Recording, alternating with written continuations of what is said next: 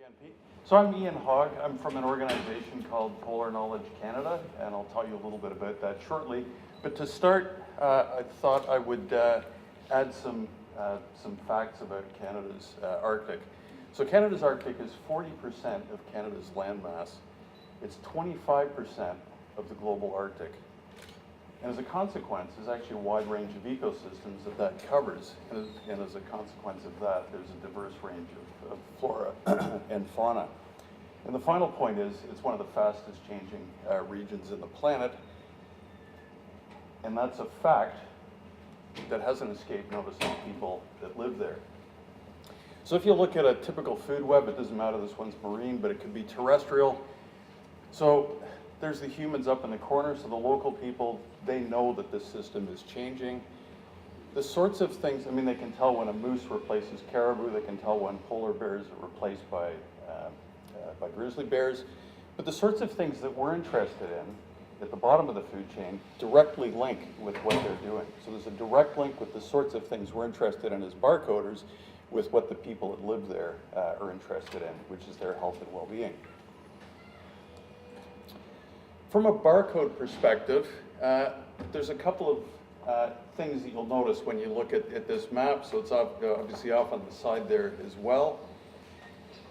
But there's some noticeable gaps, and the noticeable gaps, some of the big ones, are in the Arctic. The Russian one is going to be a bit more of a challenge, but the one that I'm going to address today will be the one in the Canadian Arctic. But help is on the way, and this is the organization that I work for now. So Canada has a new polar agency, and it's called Polar Knowledge Canada, and it's a little bit different from most organizations that traditionally would be based in capital regions. This one is based in the Arctic, and it was established in 2015, and it was a merging of the Canadian Polar Commission with what was the embryonic Canadian High Arctic Research Station, which was just starting out. So we're just coming, we're about 3 years into our 5-year plan currently. Now it's a little bit different from a normal government organization in that we're arm's length, so that we don't have to follow sort of traditional sort of government sort of procedures and protocols. So we're small and we're nimble. We can move fairly quickly. So we can respond to issues as they come available, and hopefully the whole point is that this will be a benefit to the people that live in the north, but also more broadly to Canadians, and also more broadly to the planet. So the mandate, obviously most organizations have large mandates. What I've done is I've just taken out 3 things that are relevant to our discussion today. So the first is to advance knowledge of the Canadian Arctic. And a big part of this is to provide baseline information. The second point that I pulled out is to develop and to promote knowledge of other circumpolar regions, including the Antarctic. So it's another relevant part. And the third one is to establish a hub for scientific research in the Canadian Arctic. So those are 3 kind of key parts. That hub is the Canadian High Arctic Research Station, which is located in Cambridge Bay and Nunavut. Now you probably have no idea where that is.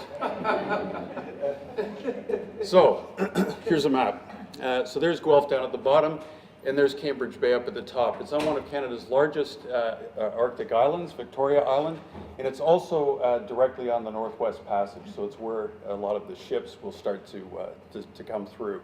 Well, they are coming through already, but where shipping will potentially intensify. The campus, and this is a sales job, I will admit, consists of 3 main sort of areas, so I'm trying to get you to maybe think about coming. There's a main research building. That's about 50,000 square feet. It's quite a large building, which contains our labs, various other things. There's a facilities management building, which has things like a dive shop, skidoos, ATVs, anything you might need to do field work.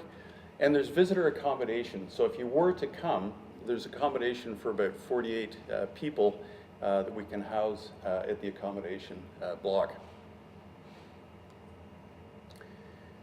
It's actually quite an impressive facility. One of the things that's quite important is we're not just sort of people from the south sort of going up there. The idea is to really share knowledge.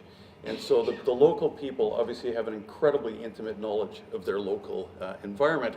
And so what we have is this knowledge sharing center, which is, it's actually a really neat design. It's designed on a summer Inuit tent.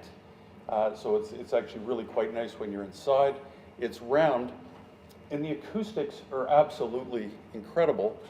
So not all of us are gifted with the vocal capacity of Paul, and particularly the local, the elders that are there. They're very, very soft-spoken, so it's not easy to hear them. But this room, you can sit on opposite sides, and you can hear people perfectly. It's quite amazing. Outside of that is a multi-use space.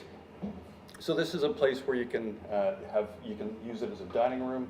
You can use it as welcoming the public in. You can have receptions, but you can also use it for presentations as well. This one is not quite as acoustically good, so you really do need to be able to project your voice. I think Alex has given a talk in this space as well. But about 25% of the main research building is dedicated to laboratories. So we have a range of labs. We have genomics labs, we have basic labs, we have, if you work on cetaceans, we have a whale crane. You can pull a whale in, you can do necropsies. So it's a very, very impressive facility. The labs aren't commissioned at this stage, but we do have the items to go in them, and we're hoping over the coming winter that we'll be able to get those labs outfitted, and so they'll be ready to go for next summer. Now, this is the more relevant part, I guess, for our meeting today. We have provided funding for DNA barcoding, and to start, we've committed $1.8 million over the next 2 years to start the assembly of a DNA reference for Canada's Arctic. And so we're hoping, is Evgeny still here? I want to see if he goes pale. Yeah. Roughly about 120,000 specimens to start with. And this will provide the baseline for ongoing monitoring. As I mentioned before, the mandate also covers Antarctica, so a portion of the funds will also be directed there. We're particularly interested in helping countries that might otherwise lack the resources to otherwise get this work done. Our initial focus in the Arctic will be on plant life, and that includes things like lichens and moss, obviously things that are important for food sources, for country foods, terrestrial and freshwater invertebrates, parasites of country foods. So by country foods, I mean muskox, caribou, Arctic char, which is a fish, and geese, and also the nearshore marine environment. So those are our focus areas to start. The other quick thing that I will put out there is obviously there's opportunities for partnerships. iBOL is a beautiful example of international cooperation. And so Polar Knowledge Canada is Canada's sort of point of contact, really, for the international research community to engage in the Arctic.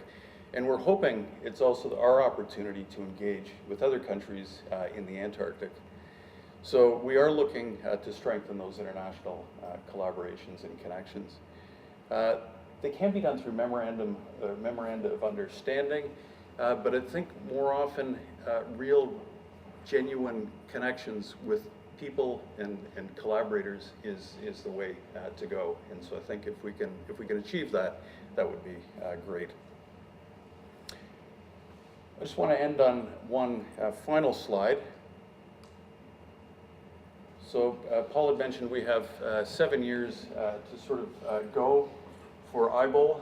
I'm kind of hoping that at the end of that 7-year period that the map may look something like this.